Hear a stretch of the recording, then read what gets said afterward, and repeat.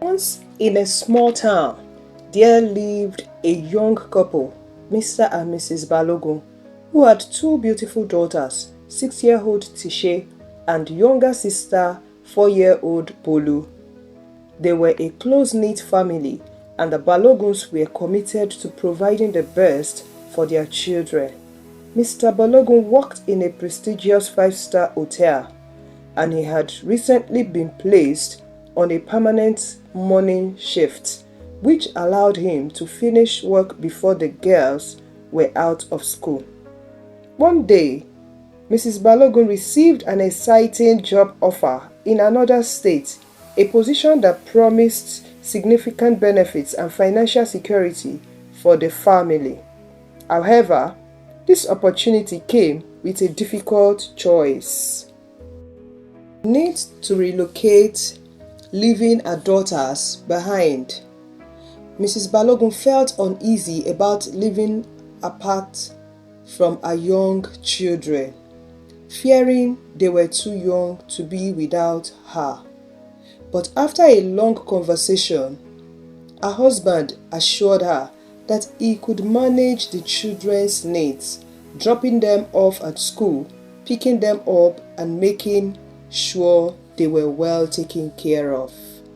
With her husband's assurance and considering the job's potential to elevate the family's standard of living, Mrs. Balogun reluctantly accepted the offer. She promised to visit home each month, spending 2 full days with her girls. Little did she know, this decision would soon lead to heartbreaking consequences that would forever change their lives. First 3 months, Mrs. Balogun was calling home, keeping in touch with her girls, and the girls were okay. Not until one night, Mr. Balogun decided to keep Bolu, the 4-year-old, with him in the room and left Tise in the girls' room. At midnight that very day, Mr. Balogun went into the girls' room where Tise was.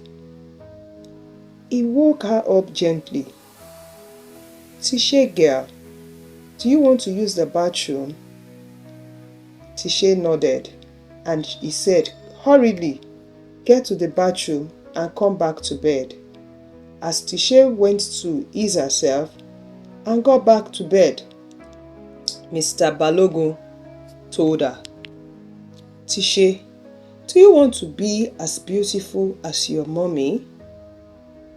The little girl said, "Yes, Daddy. I like to be as beautiful as mommy when I grow up." "Okay, that's my girl. Do you know what? Being beautiful like mommy doesn't start at that stage. It starts now. So tonight, I'm going to show you how to become beautiful like your mom." "Thank you, Daddy. Thank you. Okay. Now, you have to open your legs. Don't worry. You are safe with Daddy. Open your legs for Daddy. Open your legs. Don't worry." As the little girl opened her legs, Mr. Balogun forced himself gently on the little girl. She cried out, "Daddy, you are hurting me. Daddy, you are hurting me." "Don't worry, I'm being gentle with you.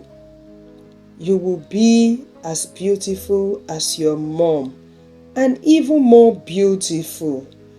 "Okay, Daddy, but I am not comfortable. It hurts me down there." "Don't worry, I am done." And he got up and left the poor girl crying.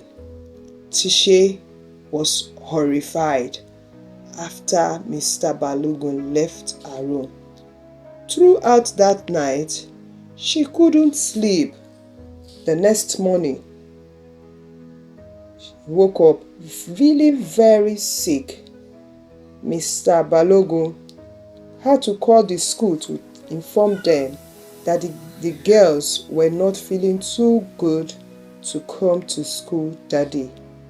He hurriedly got to work and laid his complaint about his daughter that wasn't feeling well, and his request was granted. Mr. Balogun continued every fortnight with Tise, always promising her to be gentle on her. 3 months into the first 6 months, Mrs. Balogun kept a promise, returning home regularly to see her daughters.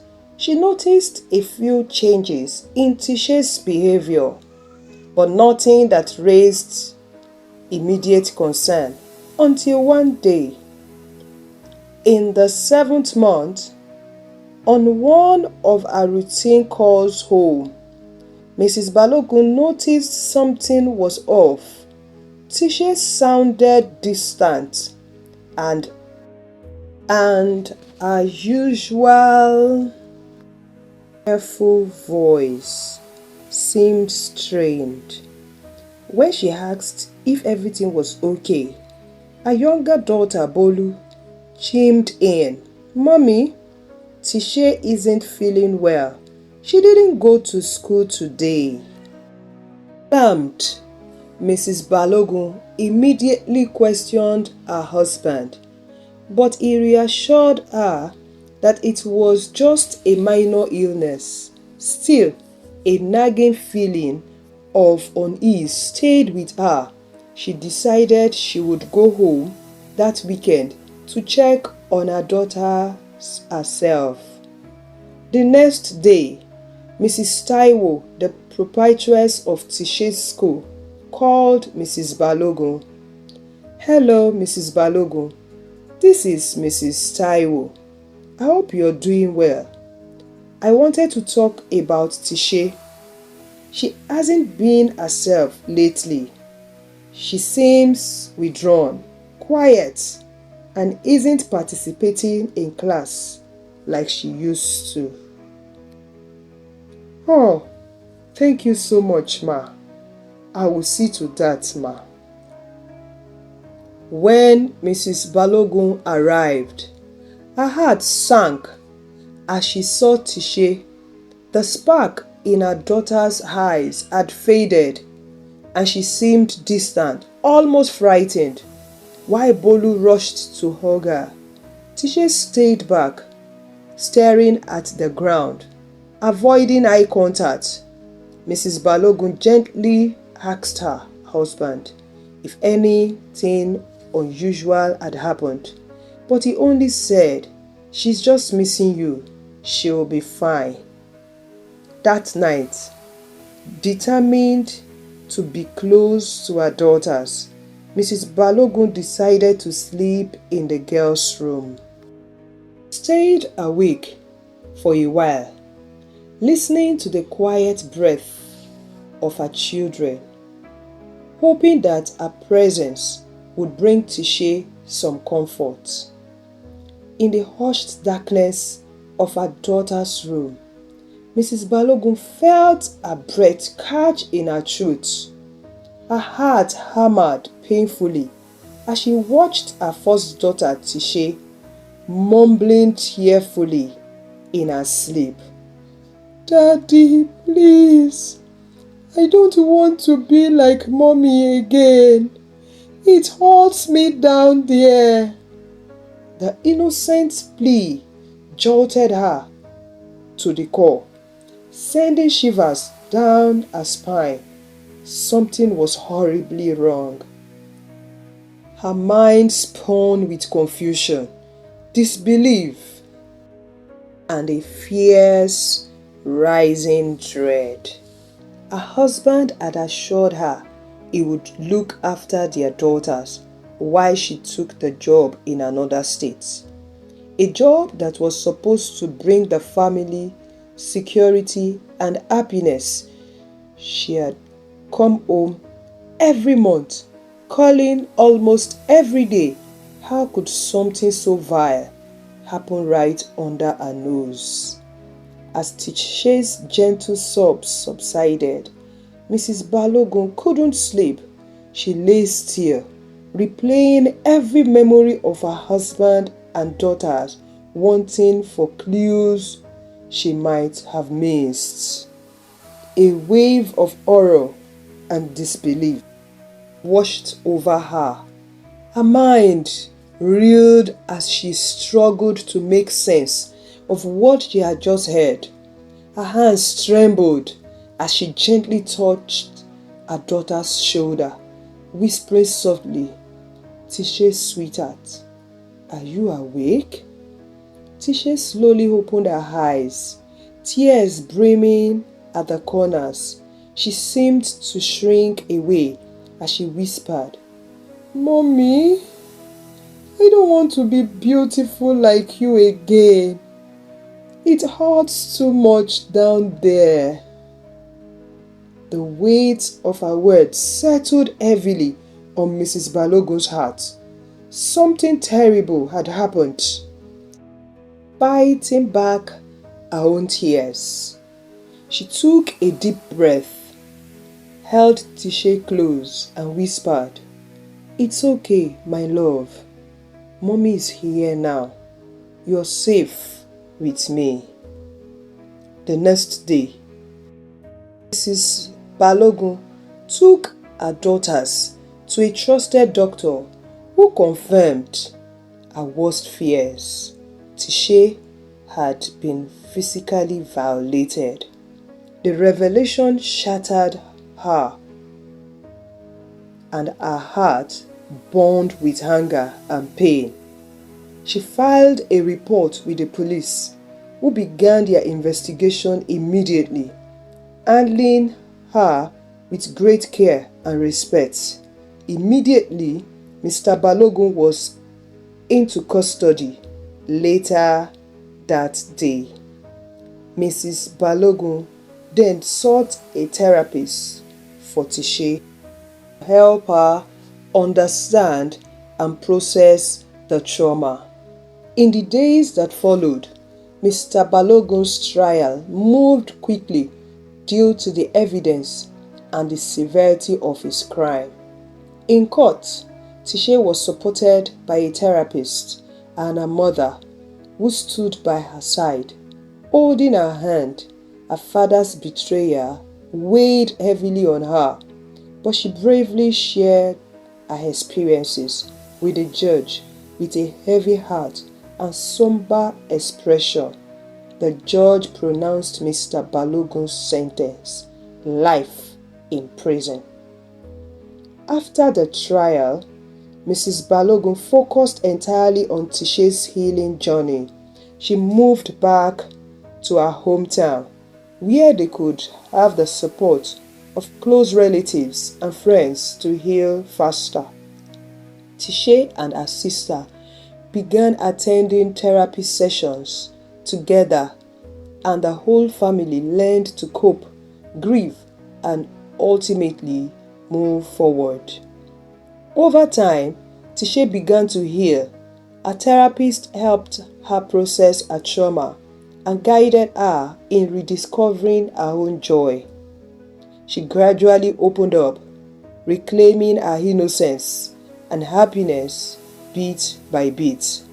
Mrs. Balogun, though deeply hurt by the betrayal, found strength in her role as her daughter's protector, vowing to build a life of safety, trust, and love. What a life! What would you have done if you were in Mrs. Balogun's shoes? Please put your comments below. My morals from the story. Parents should trust their intuition and remain vigilant, even when things seem normal on the surface. Children should feel safe to express anything, good or bad, with their parents especially. No job or financial gain is worth compromising a child's safety. Ensure that children are in a secure, trustworthy environment, and at tender ages, mothers especially shouldn't engage in jobs that will take them away from their children. Our children are gifts from God, and they come first. Speaking out against child abuse is crucial, no matter who is involved. Survivors often find strength in sharing their stories, helping prevent future harm. Therapy and counseling are crucial for both the child and family to heal and rebuild trust after trauma. This is to create awareness against child abuse, sexual abuse. Thank you for watching my story. Please share with me what you enjoy or learned from the story. This is African Tales by Ewa. If you haven't subscribed to my channel, kindly subscribe, like, comment, and share with your loved ones. I appreciate your time spent on my channel. I do not take your support for granted. Until I come your way again with another interesting and educating story. Bye for now.